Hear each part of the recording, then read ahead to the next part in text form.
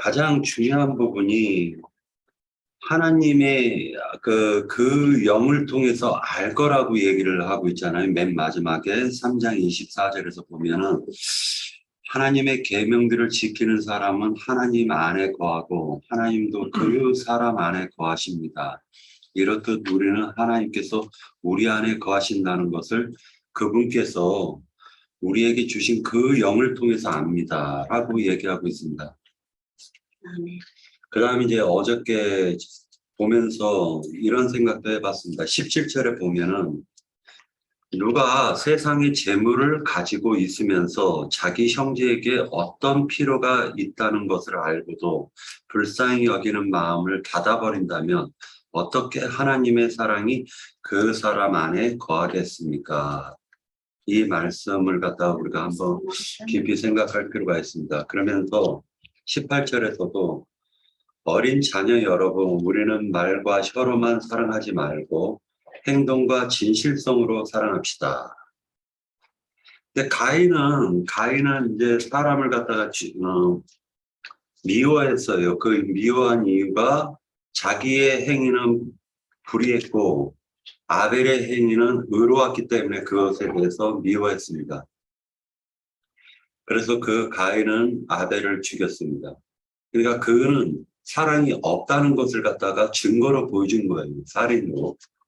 그런데 예수님께서는 그분의 사랑을 우리들에게 보여주셨습니다. 그것이 뭐냐면은 그분이 우리를 대신해 가지고 자신의 목숨을 갖다가 아끼지 않고 드렸다라는 것입니다.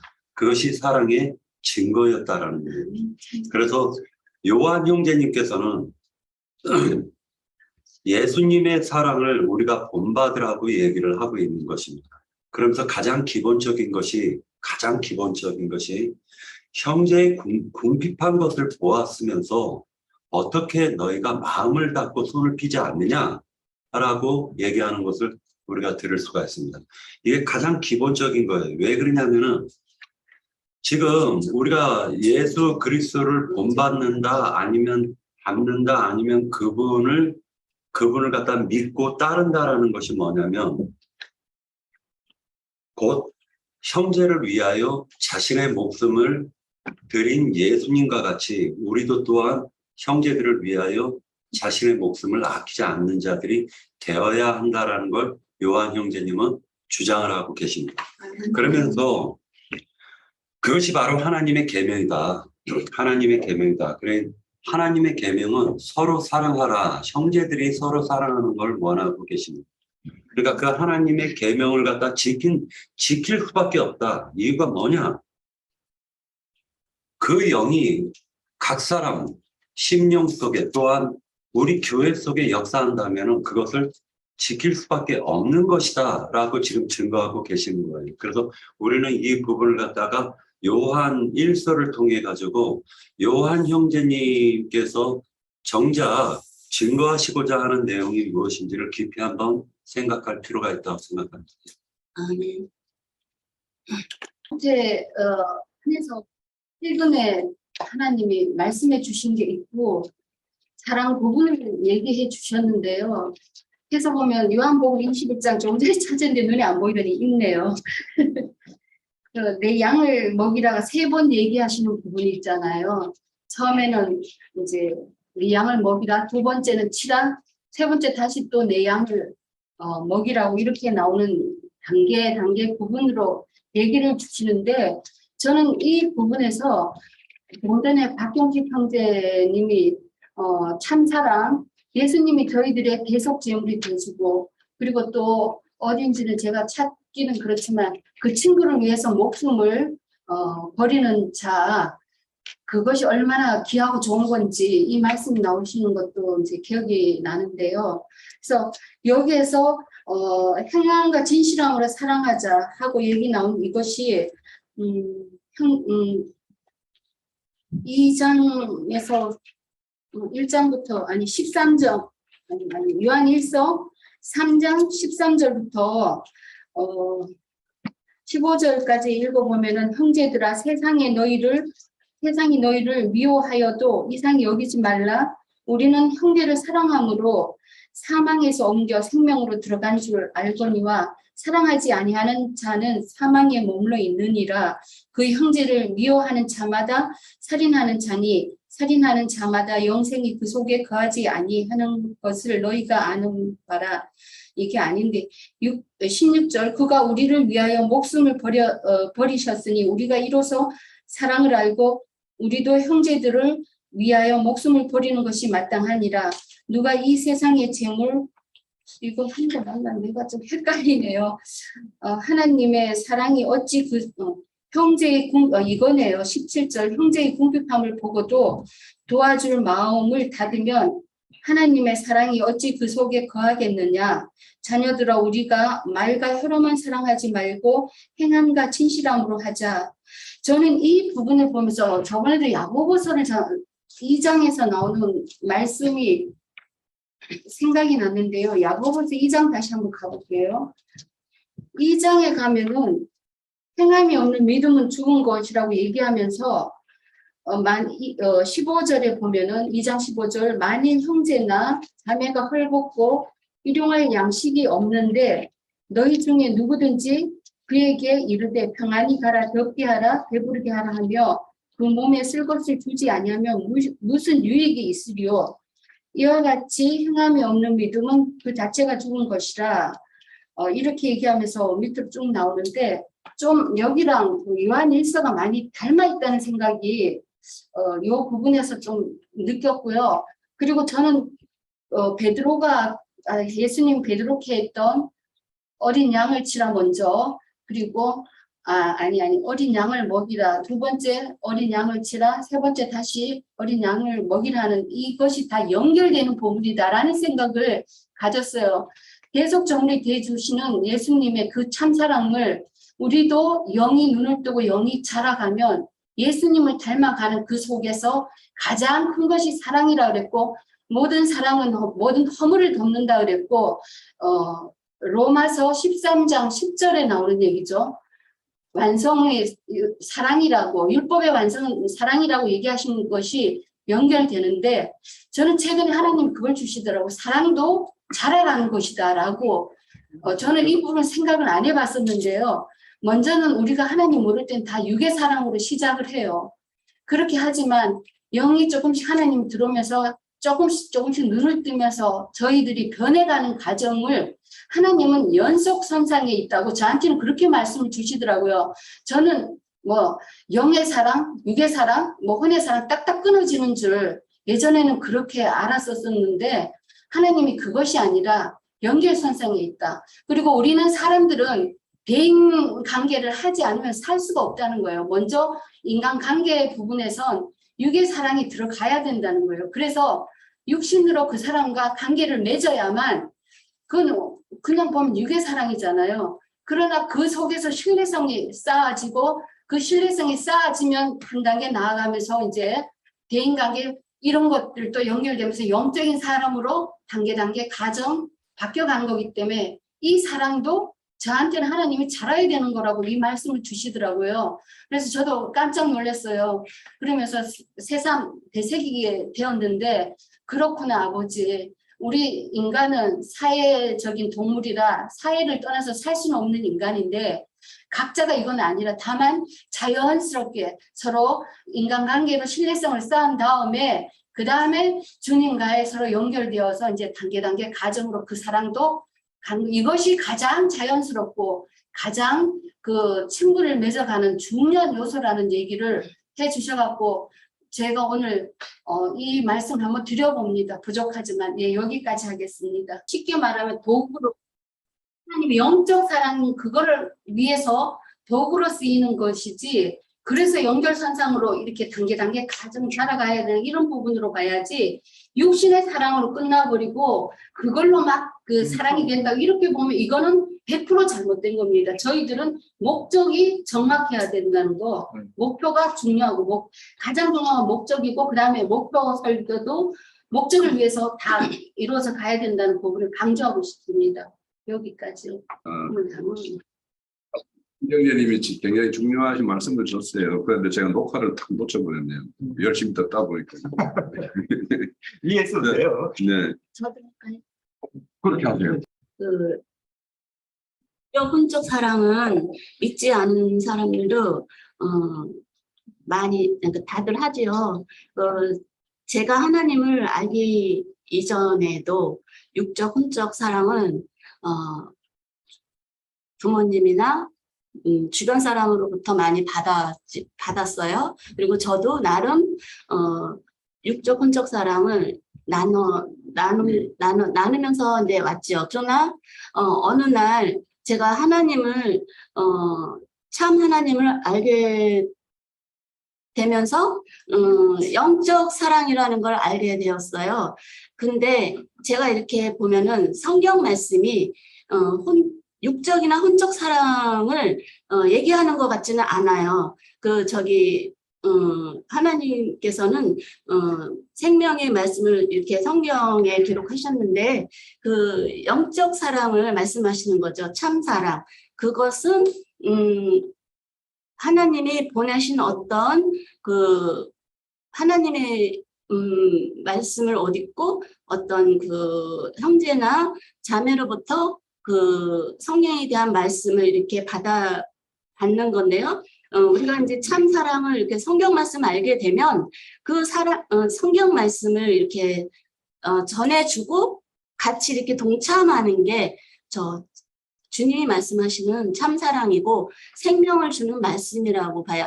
그러니까 육적, 혼적, 죽은 사랑은 그것만 하다 보면 죽는 거죠. 그러니까 내가 직접 살인은 안 하지만 본인 스스로 자살하는 거와 같다고 봐요. 그래서 영적 사랑을 이렇게 말씀으로 알게 하고 또 나누는 것이 참 사랑이라고 봅니다. 그다음에 저도 조금만 한 가지만 더. 네. 미국 역사에서 보면은 미국에 보면은 이제 다들 아실 거예요. 그 영국의 영국 정교회를 통해 가지고 아메리카라는 어떤 그 미지의 땅으로 이제 120 몇 명이 이렇게 들어오잖아요. 배를 타고. 근데 그 전에 어떤 일이 있었냐면 그 청교도인들이 들어오기 전에는요.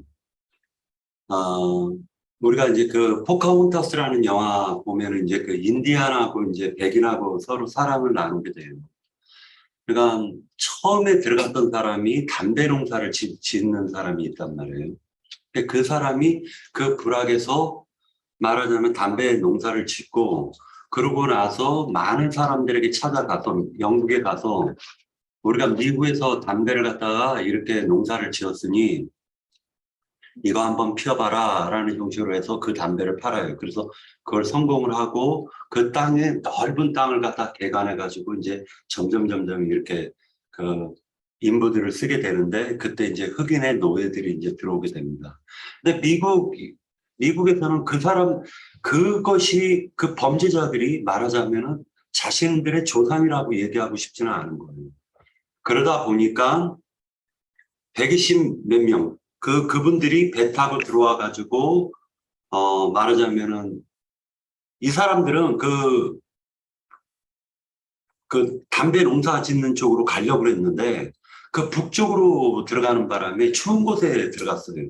그때 인디안들이 그들을 보살펴 줬다는 거죠. 인디안들이.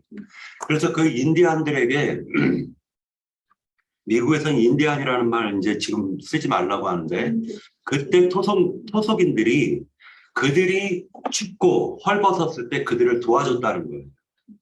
그리고 먹을 것을 주고. 그래서 그때 당시에 먹을 것을 갖다 줘서 어떤 일이 생겼냐면 꿩이라는 거 있잖아요. 그때 미국에 보면은 무슨 절이야? 무슨 절 때 그거 먹죠? 칠면조 먹는 거. 칠면조. 그게 바로 그때 그 토속인들에게 토속인들을 통해 가지고 자신들이 청교도인들이 도움을 받은 것을 고마워하는 마음에 꿩이라는 것을 갖다 이제 그때 이렇게 먹는 게 지금까지 전통적으로 내려왔다라고 얘기를 하더라고요. 그런데 우리가 한 가지 간과하는 부분이 있습니다. 세 번째 북쪽과 남쪽에 이렇게 담배 농사와 그 다음에 청기노인들이 정착하고 있을 때 가운데 부분이 비어 있었단 말이에요. 그 가운데 부분이 비어 있었을 때 영국에 굉장히 돈이 많았었던 갑부의 자식이 그 사람이 순수 하나님을 믿겠다. 저는 이제 그 나쁘게, 역사적으로는 나쁘게 얘기하지만 그 사람을 순수 하나님을 믿으려고 모든 부를 포기한 사람이 아닐까라는 생각을 해보는 거예요. 그래서 그 가운데에 들어왔던 사람이 지명을 들어와서, 미국에 들어와서 이름을 어떻게 지었냐면 형제사랑, 빌라델피아라고 이름을 짓게 된 거예요. 그래서 현재 미국의 중부 지역에는 필라델피아 지역이 있습니다. 그래서 그 필라델피아라는 그 지역에서 영국에서 올라온 사람들을 다 무상으로 땅을 공급해주고 무상으로 다 지원을 해주는 거예요. 실제로. 그런 일을 했다는 거예요. 그래서 이제 저는 뭐를 얘기하는 거냐면은, 우리가 하나님께서는 영과 마음을 새롭게 해주셨다라는 그 뜻이라는 게 뭐냐면은, 결국에는 영과 마음을 새롭게 했으면은 그 속에 지금 요한 형제님이 얘기하시는 말은 너희들이 그 마음에서 우러나는 거를 지금 얘기해주고 있는 거예요. 자, 17절에 보면 누가 세상의 재물을 가지고 있으면서 라고 했으니까 이건 세상 재물을 얘기하는 거예요. 영적 재물을 얘기하는 게 아닙니다. 세상 재물을 가지고 있으면서 자기 형제에게 어떤 필요가 있다는 것을 알고도 불쌍히 여기는 마음을 닫아버린다면 이라고 전제를 해놨다라는 거예요. 그래놓고 어떻게 하나님의 사랑이 그 사람 안에 거하겠습니까? 라고 얘기를 했어요. 그러니까 이것을 세상 재물이라고 표현을 했고, 그리고 위에서는 전적으로 뭐라 얘기냐면 형제 사랑이라고 얘기했어요. 형제예요, 형제. 뭐 세상에 불우이웃을 돕는 걸 얘기하는 게 아니라 그거 해도 좋지만 중요한 건 물질을 갖고 있는 사람이 물질이 없는 사람들이 모여 있었을 때 자기 집을 개방해서 교회를 세우는 것, 그것을 지금 얘기해주고 있는 거예요. 교회를 세우고 또는 그 교회를 세우면서 그 교회 안에서 하나님을 증거하는 가운데에서 어렵고 힘든 사람이 있으면은 형제들이 그것을 보고 넘어가지 말고 도와주라는 것을 지금 요한 형제님은 그것은 하나님이 있는 증거라고 얘기하고 있어요. 아멘이에요. 그래서 이 부분은 하나님께서 인간의 마음을 움직여서 그 형제와 또는 자매들을 보호하고 지켜주는 그 교회의 사랑을 얘기하는 거예요. 교회의 사랑을 얘기하는 거지 인간적 사랑을 얘기하는 게 아닙니다. 아멘이에요. 네, 여기까지.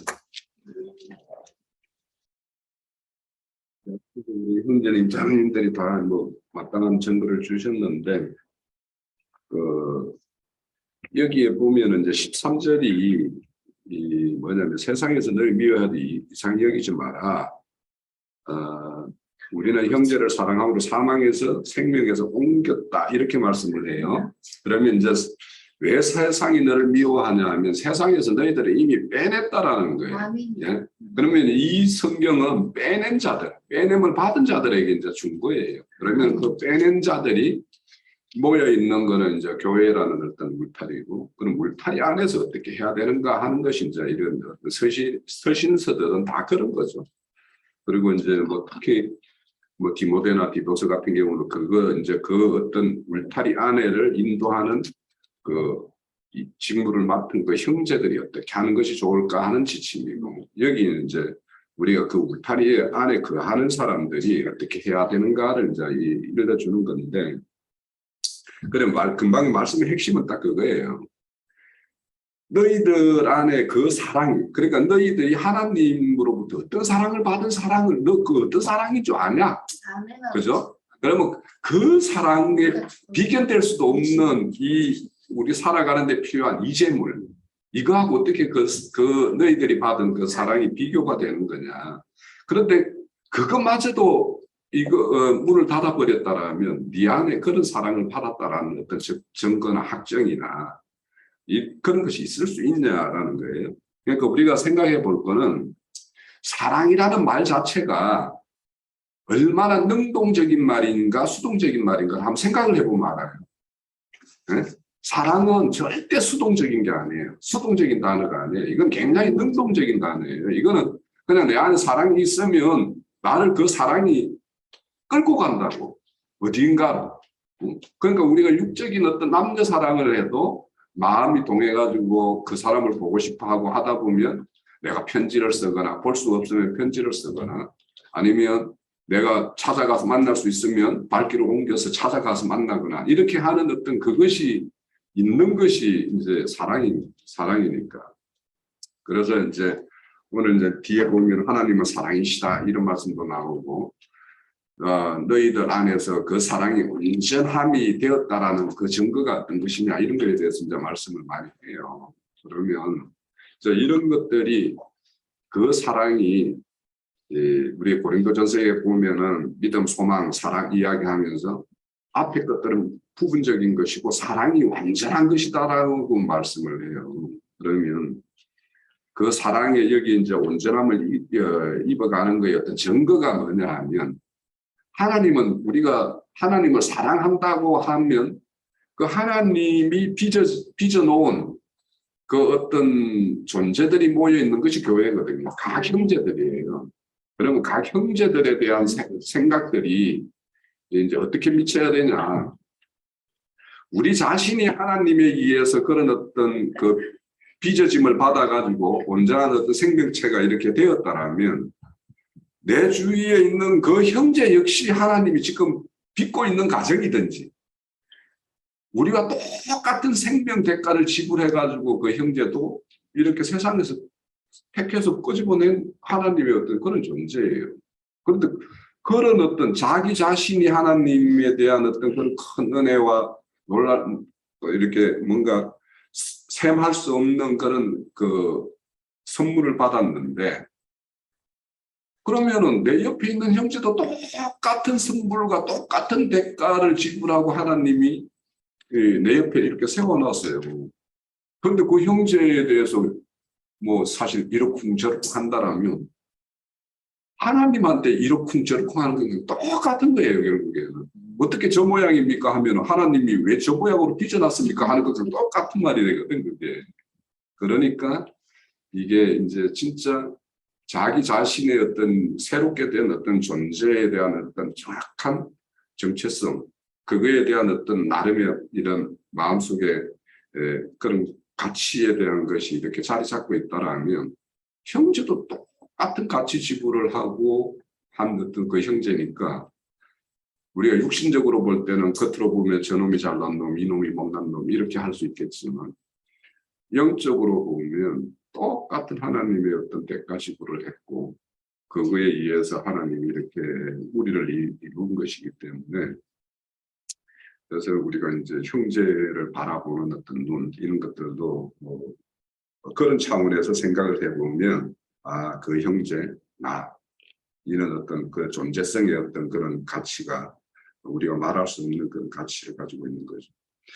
여기에 이제 재물을 하면 여기에 보면 이건 이제 그 우리 형제 자매님들은 뭐 이런 헬라어도 찾아보고 사전도 찾아보는데 여기 비오스라는 말이에요. 비오스. 그러니까 그러니까 조회라는 것도 있고 비오스라는 말도 있고 여기는 이제 어떤 우리 육신의 어떤 생명과 관련된 어떤 그런 가치, 이것도 다른 데에서는 뭐 생활비 이런 것들로도 이제 번역이 되고 하기도 하는데, 그러니까 우리가 이제 이 세상에서 살아가는데 필요한 그건 가장 기본적인 욕구잖아요. 그래서 요즘에 살아가는 데는 먹고 마시고 입어야 되고 또 어딘가에 거처 삼아서 살아야 되는 것인데 저는 이런 거 가지고 가장 기본적인 요소 가지고 자기 불을 불리는 어떤 요즘의 어떤 부동산 강풍 이런 거는 또 사실 진짜 이해 안 돼. 다 이 부동산이 지금보다 막 그냥 내 집이고 너희 집이고 다 그냥 집권보다 한 4분의 1 토막이 다 나야지 나는 정의당이라고 생각해. 아, 그래야지. 나는 어떻게 인생이, 젊은 사람들이 인생이 어떻게 직장만 하는 게 인생의 목표일 수가 있어. 이게 무슨, 뭐지? 참, 이게 인생의 목표라고 거기에 매달려서 이렇게 만드는 거, 이런 것들이 세상이 얼마나 불리하냐 이거죠. 그러니까 이런 걸 가지고 어딘가에서는 누구는 이런 어떤 가장 기본적인 수단 가지고 배를 불리는 자가 있고, 어떤 사람은 이게 없어서 진짜 고달픈 어떤 그 눈물을 흘리는 자가 있다라는 거, 이런 것이 이제 세상이고, 그리고 우리는 이제 그런 세상에서 빼냄을 받았다라고 이야기하면 그런 가치에 의해서 우리가 매달릴 필요도 없고, 또 그런 가치에 의해서 남을 평가할 이유도 없고. 그렇죠. 그래서 우리가 이런 어떤 형제 사랑이라는 거는 결국에는 우리 형제, 내 옆에 있는 형제가 어떤 존재인가 라는 거에 대해서 우리가 진짜 안다라면 그 사람에 대해서 어떻게 우리가 감히 평가를 하고 뭐 하죠. 그래서 이제 육신의 생각을 다 우리가 어떤 한계를 가지고 있기 때문에 마음에 안 드는 게 있을 수 있죠. 솔직히 말하면. 그러면 내가 보건대는 마음이 안 해가지고 불편하면 당분간 안 보는 게 좋아. 그냥 서로 이렇게 안 보다가 이렇게 또 만나면 반갑지. 지금 제 육신에 부산에 가면 우리 형님하고 누님이 바로 옆집이에요. 옛날에 땅을 같이 사가지고 분배해가지고 집을 다 지어가지고 사는데 내가 볼 때는 붙어 있는 게 비극이야. 그러니까 그렇게 마음이 안 맞으면 앉아서 가끔 봐야지. 그것도 하나의 수단이에요. 그래서 나중에 어떤 시간이 지나고 나면 서로가 이제 원한 것들이 다듬어지고 하면은 이제 그때 가면 이제 또 이렇게 만나면 또 만남이 즐거울 수도 있고 그런 어떤 관계가 되니까 그 형제 사랑에 대해서는 뭐 이 3장은 쭉 2장에서부터 계속 흘러온 거니까 또 4장에 가도 매 마찬가지 또 이런 내용이 이어져요. 그래서 3장에 우리가 지난주에 우리 어떤 그런 마귀의 자녀와 하나님의 자녀의 어떤 그 특권의 차이, 그러니까 하나님의 자녀는 우리가 있는 육신의 연약함을 가지고 어떤 번가를 저지른 일이 있다 하더라도 가림을 받을 수 있는 이런 어떤 특별한 어떤 특권을 가지고 있다는 것과 이 마귀의 자녀는 오히려 그런 특권을 못 누리게 하는, 자기도 못 누리면서 남도 못 누리게 하는 그런 어떤 죄를 범하게 하는 어떤 이런 것들이 있기 때문에 우리가 이제 4장에 가면 그런 짓을 하는 영들과 아니면 하나님의 어떤 선한 그것들을 우리에게 전해서 어둠에 있는 자들을 빛 가운데로 이렇게 인도하는 그런 영에 대해서 우리가 함께 이렇게 비교해 보면 또 2장 3장에서 했던 이야기들을 또 다시 우리가 되새길 수 있겠다 싶습니다. 자, 우리 요한 1서 3장을 일단 마무리를 지으려고 하는데 이 부분에 대해서 우리 참여하시는 형제자매님들 주실 증거 말씀 있으시면 잠시 듣고 3장을 마무리하고자 합니다. 필라델피아 그거를 저는 별도로 하고 싶은 말이 아니라 박영재님 말을 듣고 나니까 그런 일이 있었나 저도 몰랐던 적인데 그래갖고서는 참 잘 들었어요. 근데 네. 이제 그 필라델피아가 이제 그 뉴욕 밑에 있는 그 펜실베니아 그 캐피털 시티거든요. 아까 얘기를 들으니까 중부라고 저기를 하고 하던데 그게 이제 그 뉴욕 있고 그 다음에 뉴저지 있고 이제 펜실베니아 그렇게 내려가면서 저기를 하는데 어쨌든 그러한 얘기가 있었구나 하는 것에 새삼 놀랬고 잘 들었어요. 네.